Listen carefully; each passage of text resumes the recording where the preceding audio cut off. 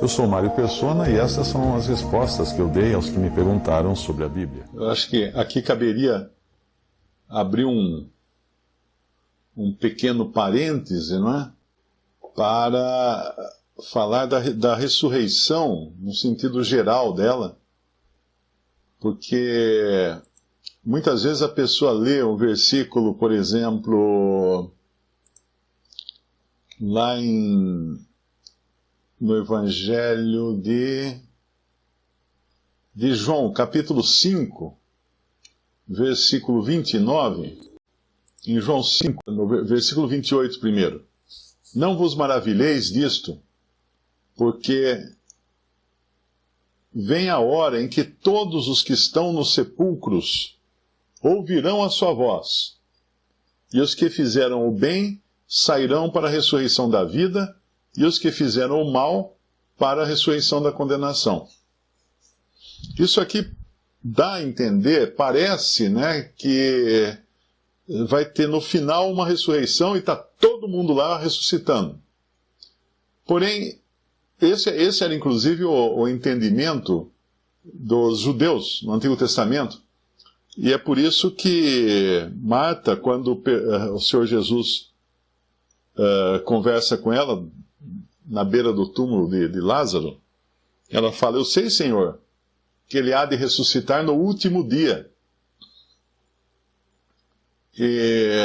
Mas isso é corrigido depois, e esse capítulo aqui de 1 Coríntios 15, ele chega a tratar desse assunto, versículo 12, 1 Coríntios capítulo 15, versículo 12.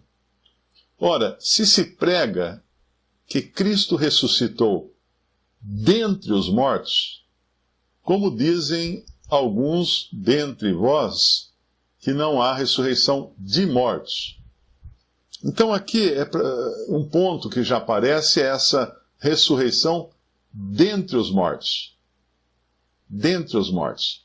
Isso aí seria explicado mais, né, em outras passagens, como Atos, capítulo 4, por exemplo. Doendo-se muito de que ensinassem o povo e anunciassem em Jesus a ressurreição dentre os mortos. Existe uma necessidade de se entender que a ressurreição é dentre os mortos. Por exemplo, quando Lázaro ressuscitou, embora não fosse a ressurreição definitiva, Lázaro apenas reviveu, não é? Ele voltou à vida com o mesmo corpo, cheio de falhas, cheio de problemas, que depois ele iria morrer, ele ia adoecer depois de morrer. Mas ali falava já em João capítulo 12, que Jesus o tinha ressuscitado dentre os mortos. Por quê? Porque ele chamou Lázaro só do túmulo. E é interessante essa ideia, né? Você pensar que quando o Senhor Jesus fala para Lázaro, ele não fala assim: saia do túmulo, né? Vem para fora. Ele fala: Lázaro, venha para fora. Por que ele fala isso? Porque ele tinha poder para falar: vem para fora, e saírem todos os mortos de todos os lugares do mundo. Ele tinha esse poder para ressuscitar quem ele quisesse. Mas era uma ressurreição específica: Lázaro, venha para fora. E assim como Jesus ressuscitou de entre os mortos, dentre os mortos, ou de entre os mortos, há uma ressurreição que é de entre os mortos, que é a lá de Tessalonicenses, capítulo 4, no versículo 14. Porque se cremos que Jesus morreu e ressuscitou, assim também aos que em Jesus dormem, então já seletivo aqui, é só uma determinada classe de pessoas, Deus os tornará a trazer com ele. Dizemos isto, pois, pela palavra do Senhor, que nós, os que ficarmos vivos para a vinda do Senhor, não precederemos os que dormem, porque o mesmo Senhor descerá do céu com alarido e com a voz do arcanjo e com a trombeta de Deus, e os que morreram em Cristo. Quem que morreu em Cristo? Todos os santos e todas as épocas que foram salvos.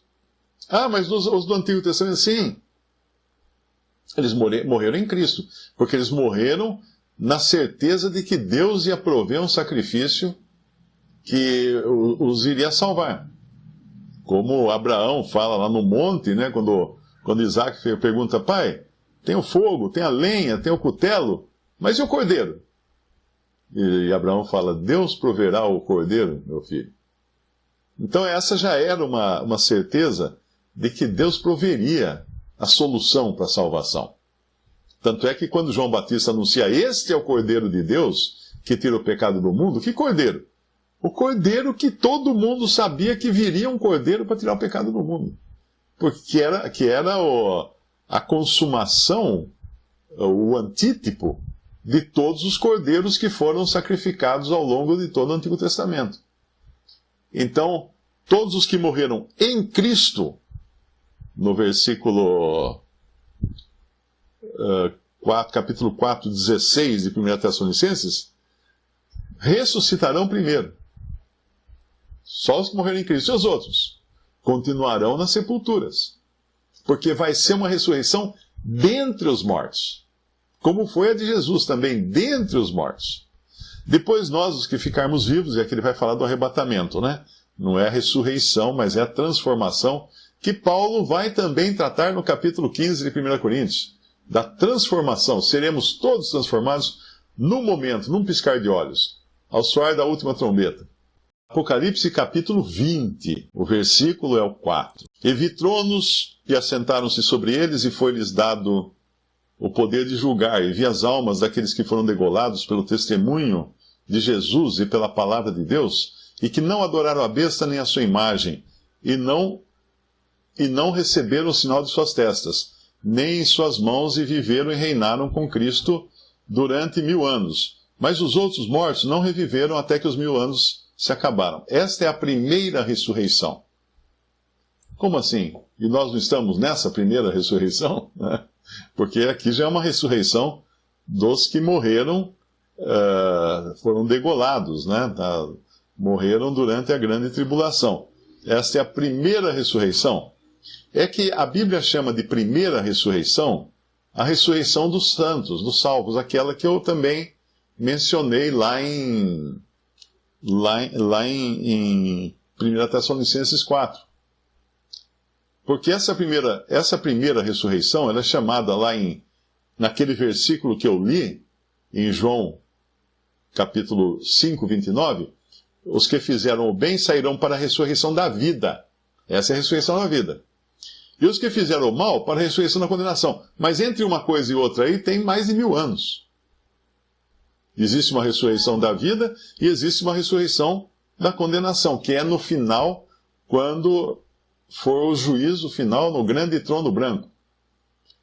Você tem também a chamada de ressurreição dos justos, essa primeira ressurreição, não é? Lá em Filipenses capítulo 3, Paulo disse que ele esperava chegar à ressurreição dentre os mortos. Dentre os mortos.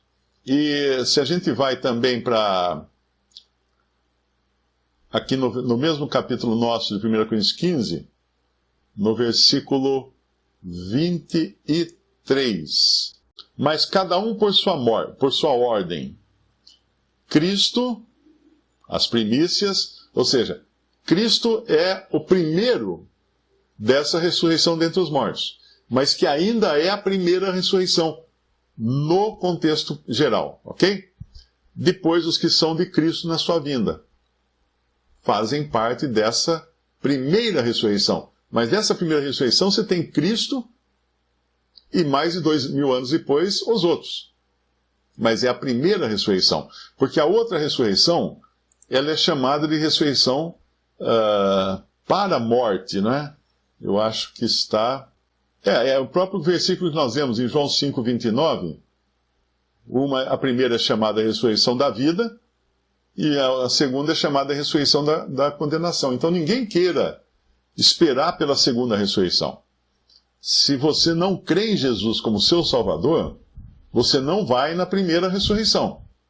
Mas certamente irá na segunda ressurreição, que é a ressurreição dos perdidos. Para receberem a condenação, isso está lá em Apocalipse, eles receberão seus corpos de volta. O mar devolverá os mortos, né? Todos os corpos, em todos os lugares, Deus sabe exatamente onde está cada partícula, cada molécula, cada átomo de cada corpo. Isso não é problema para Deus. O Deus que conseguiu fazer do pó da terra um homem, o Adão, lá no Antigo Testamento, ele consegue do pó da terra tirar as partículas necessárias para reconstruir o corpo daqueles que morreram. E ele vai fazer isso. E lá em Atos 24, ele chama também, ele faz a distinção, ele fala, tendo esperança em Deus, como esses mesmos também esperam, de que há de haver ressurreição dos mortos, tanto dos justos como dos injustos.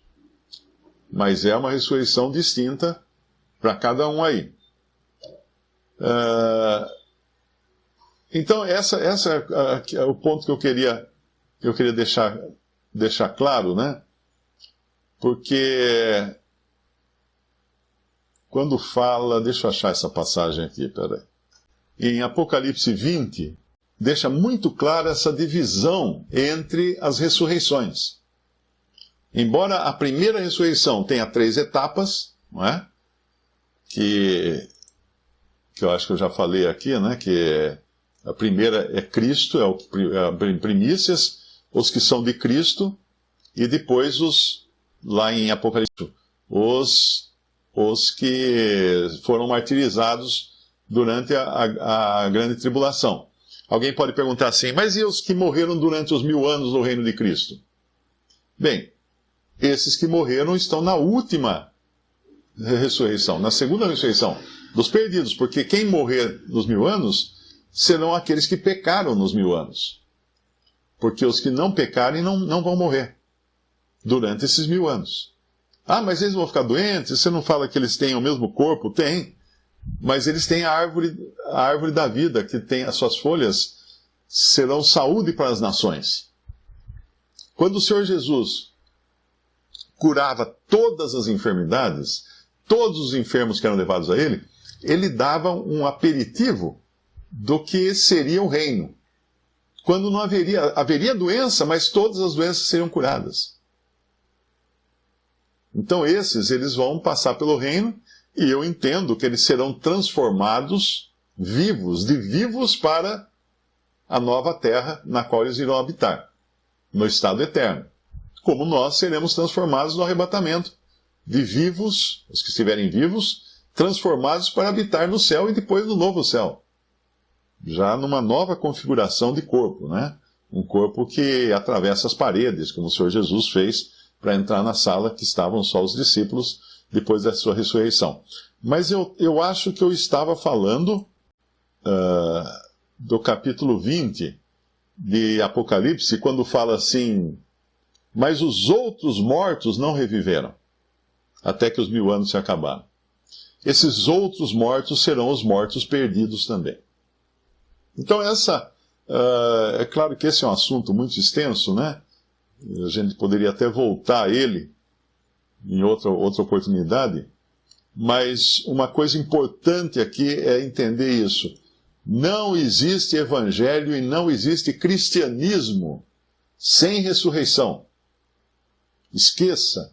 Se todos os túmulos de todos os grandes profetas, grandes religiosos de todas as épocas, o túmulo de Maomé está lá, acho que é em Meca, se não me engano, o túmulo de Confúcio, o túmulo de Siddhartha Gautama, o Buda, o túmulo de todos os grandes homens, de grandes fundadores ou que deram nome às religiões, todos estão cheios de ossos. O maior testemunho do cristianismo, a maior prova de que o cristianismo é verdade, é o túmulo vazio. Essa é a maior prova. E até uma coisa estranha, né? Porque geralmente eles descobrem lá um dinossauro. Ah, agora achamos os ossos, agora está provado que esse dinossauro existiu, porque encontramos os ossos dele. O não existir ossos de Cristo na Terra é prova de que ele ressuscitou.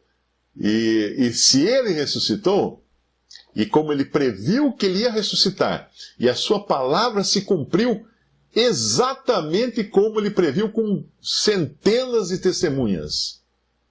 vai se cumprir também a sua palavra no que diz respeito aos que são seus, que ressuscitarão em carne e ossos. Alguém pode falar assim, mas ele não tem, a Bíblia não fala que a carne e o sangue não entrarão no reino? Carne e o sangue. E o reino não é o céu também. Você entender isso, né? Mas Cristo não está em carne e sangue nos céus. Ele está em carne e ossos. Quando ele ressuscita, ele fala para os seus discípulos, vejam que eu tenho um corpo de carne e ossos. Não sou um espírito. Ele deixa claro isso. Não sou um espírito. É importante. Gente, vocês não acreditam. Quantos cristãos que entram em contato comigo surpresos por algum vídeo em que assistiram, onde eu falei que nós teremos um corpo no céu. Um corpo de carne e ossos, à semelhança do corpo de Cristo, e que ele está hoje no céu em carne e ossos. Os caras falam, mas como que Cristo está em carne e ossos no céu? Ele está em espírito. Não! Ele ressuscitou, ele mostrou as mãos, ele mostrou o lado para os seus discípulos, ele comeu na presença dos discípulos. Carne e ossos, um corpo. Existe um homem com cabeça, corpo e membros no céu. Um homem. Um homem. Ele é o protótipo, ele é o primeiro de uma nova raça de seres humanos ressuscitados e transformados em corpo. Se você não acredita nisso, você não acredita no cristianismo. É em corpo que nós estaremos no céu. Mas não cai de lá? Deixa isso para a gente discutir depois. Em corpo nós estaremos no céu, como Cristo está agora em corpo.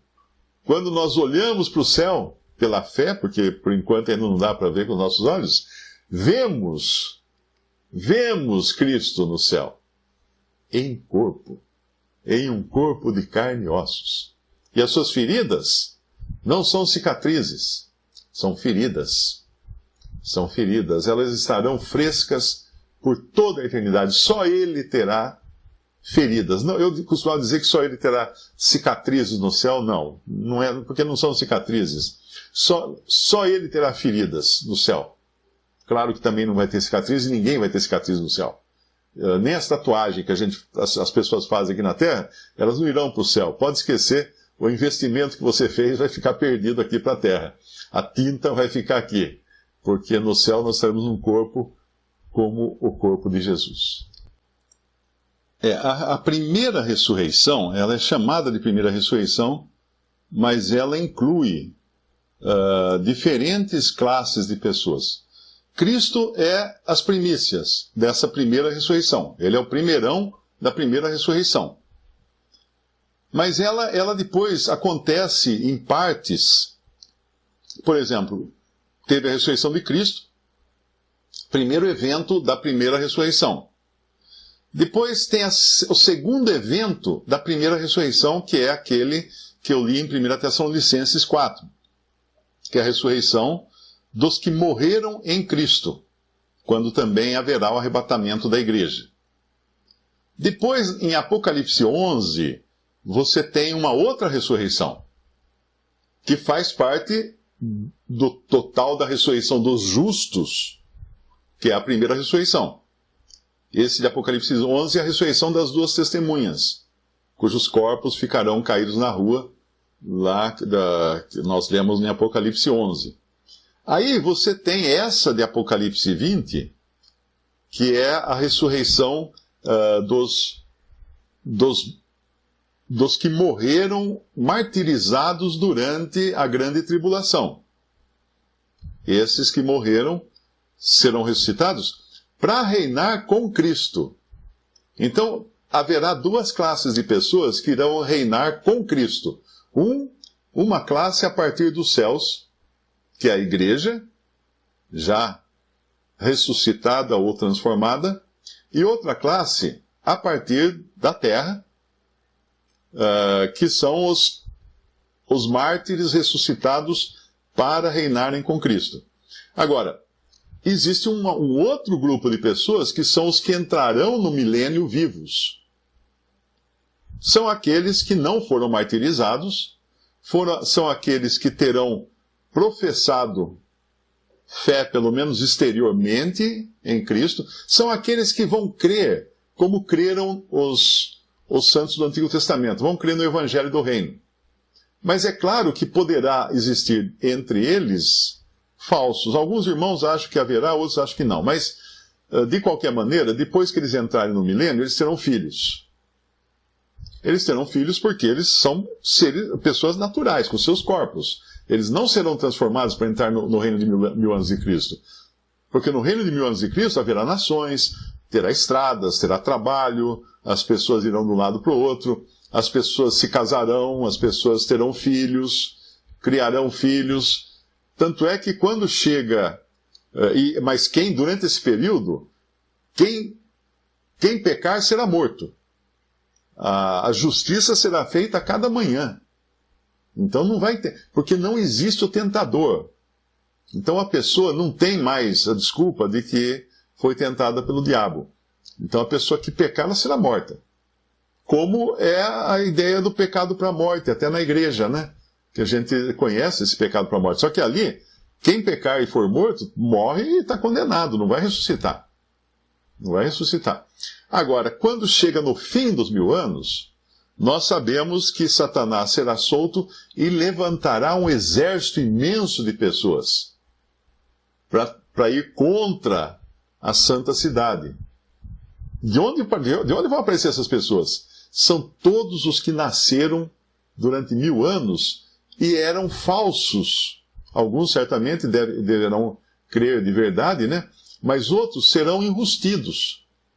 Então, quando Satanás for solto, imediatamente ele vai reunir uma multidão para combater o Cordeiro, combater Cristo. E querer tomar força o lugar que ele sempre quis ter de príncipe nesse mundo. Mas aí diz a palavra que Cristo vai descer num instante, ele vai aniquilar todos eles, matar todo mundo, matar todo aquele pessoal. Esses já estarão, então, candidatos a serem ressuscitados para a condenação lá diante do grande trono branco. Então essa é a ordem. A primeira ressurreição, então, inclui Cristo, que é o primeiro, a primícias, os salvos por Cristo, quando ele vier buscar sua igreja e ressuscitar os mortos em Cristo, as 2 testemunhas que foram mortas e seus corpos ficaram na rua, e depois os que forem martirizados, quando Cristo vem, então, estabelecer o seu reino, ele ressuscita os que foram martirizados durante a grande tribulação. Mas quem não for martirizado está vivo ainda, né? Está vivo para entrar no milênio, no reino milenial de Cristo. Não sei se era essa a dúvida, mas é assim que eu entendo essas... eu acho que tem alguma literatura sobre isso. Dá para entender bem se a gente pegar lá no acervo digital. Tem algum material lá no... Quando você entra no site Definições Doutrinais do Bruce Anstey, definições... Eu sempre entro por esse. Tem várias páginas, né, que a Verdades Vivas fez, uma para cada literatura. Mas nesse aqui, Definições Doutrinais, eu acho que se você digitar lá ressurreição, na busca, pelo menos na página, na versão computador do site, que é sempre a que eu uso, tem a busca aqui, e lá ele explica, por exemplo, dessa primeira ressurreição. Ele fala, a primeira ressurreição, referindo-se aos justos, é mencionada como a ressurreição de entre os mortos, na tradução do Darby. Assim, ela é seletiva.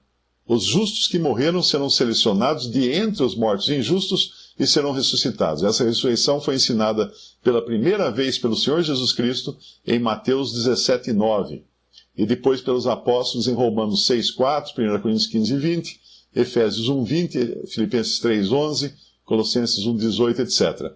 A primeira ressurreição tem 3 fases. Cristo as primícias, que é do capítulo 15, que nós estamos lendo, que isso aconteceu quando Cristo ressuscitou dos mortos. E ela tem um caráter, ele explica aqui, de uma amostra do que vai acontecer também com os justos. Portanto, Cristo é as primícias dessa ressurreição. Aí os que são de Cristo na sua vinda, se refere aos santos do Velho e do Novo Testamento que serão ressuscitados no arrebatamento da igreja.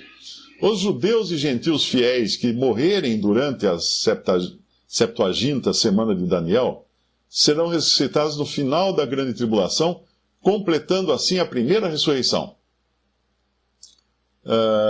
Então ele basicamente divide dessa mesma maneira. Ele não fala aqui da ressurreição das duas testemunhas, porque essas duas testemunhas elas podem ou não ser duas pessoas.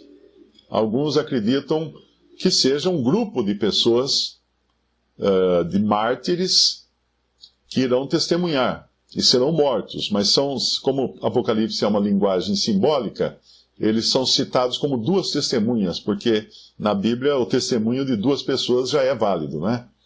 Então pode ser inclusive que ali serão muitos que serão martirizados e os seus corpos ficarão espalhados pela rua e depois ressuscitarão para espanto de todos. Mas indo aqui